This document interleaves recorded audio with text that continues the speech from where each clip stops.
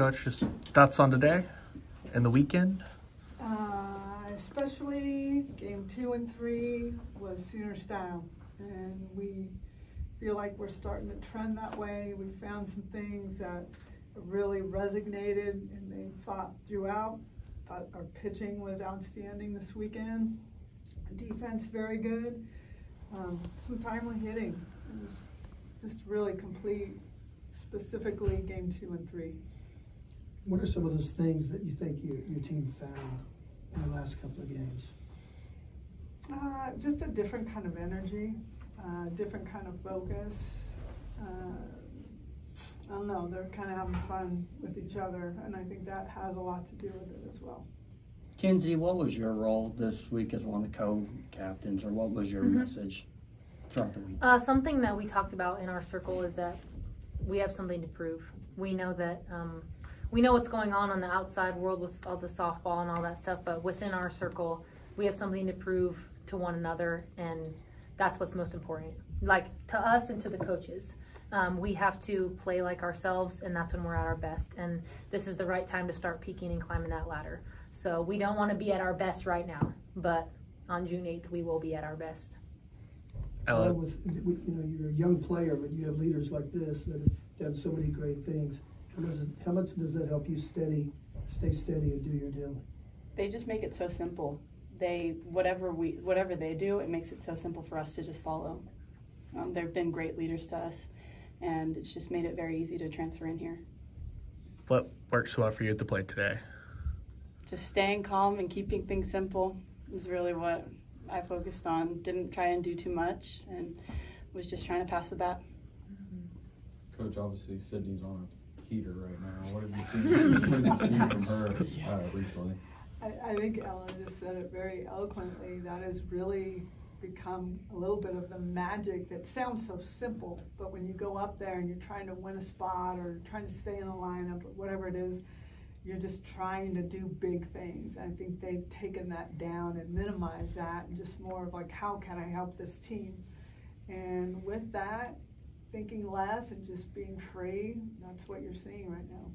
You have so many great power bats. Sid though, seems to have a little extra juice. I mean, you've had some of the best ever, but she gets monster shots. She's been waiting to break out for about a year and a half. I mean, she has had some streaks, but this is what she looked like her freshman year, which made her, I think, she was up for National Freshman Player of the Year. This is what it looks like. It's just a really, some of the swings that you're seeing are just really legitimate swings. And it just doesn't take much for them, because the contact and what they have behind their swing is so powerful that, I mean, it just flies. So, yeah. Kinzie, everyone you caught in the circle this weekend looked pretty locked in. What did you kind of see from them as they had a little up and down weekend last weekend to kind of get back to their ways? Absolutely. I think one of the most things that I admire about our pitching staff is that their failure, their roller coaster, they adjust and they respond so fast. And I think that they play so well off of one another. Like, they're cohesive. They are one. And I think that that's what makes them so special and so good. When one's not doing well, one comes in and strikes everybody out, and then it'll be reversed the next day. And just to see them bounce off each other, and just the mentality and the locked in and the focus this weekend, it was so much more dominant. And I think that they're starting to feel themselves. They feel the dominance in themselves, and their confidence is starting to grow and grow. And we can see that in the results, but the process of them learning that has been super cool to see. And for like Kirsten today, she had the very first start, and then it's been just lights out since then. How have you seen her confidence continue to grow through weekend to weekend?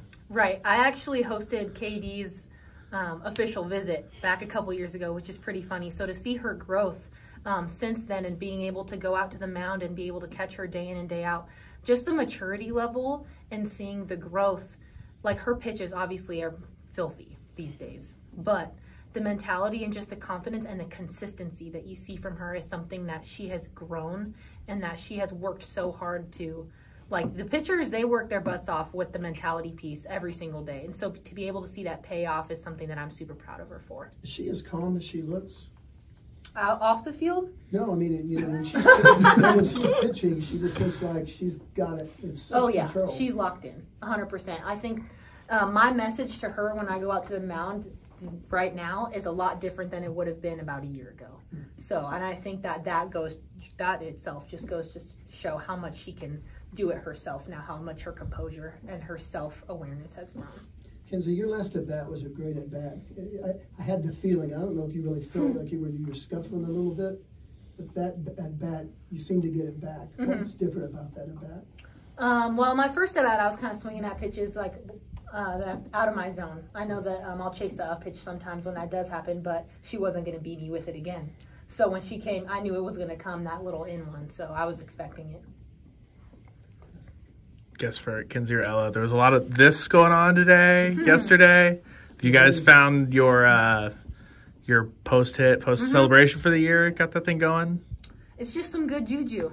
Yeah. You know, we got our thing going, and it's tight-knit in the closed circle, so you're going to see a lot more of it these next couple months. It sounds silly, but, like, how do those things come about? I know you have a lot of downtime together, stuff like that, but, like, at what point do you know, like, is that when things have started to get going in a season, when you've really settled in and are finding all the little ins and outs going in? I mean, honestly, we find those things when we're just goofing off, and then somebody will do it in, like, a big moment, and then we'll just ride with it for the rest of the season. So it's super special because once that does happen, we find meaning in it as well. So what's super special is that it comes close to our heart as well. Like the 4's up one year, the I's up. We all have that every year, and it always, for a lot of us, resonates with our faith. So, and I think that that's something that we've definitely found this year, specifically this weekend. Are you guys amazed? I'm curious about all of it, that over 4,000 fans showed up for all 3 games, and I mean, it's the talk of softball that, you know, you guys drew 14,000 fans this weekend. We've got to figure it out now. Because last week, and I don't think we knew what to feel, what was coming.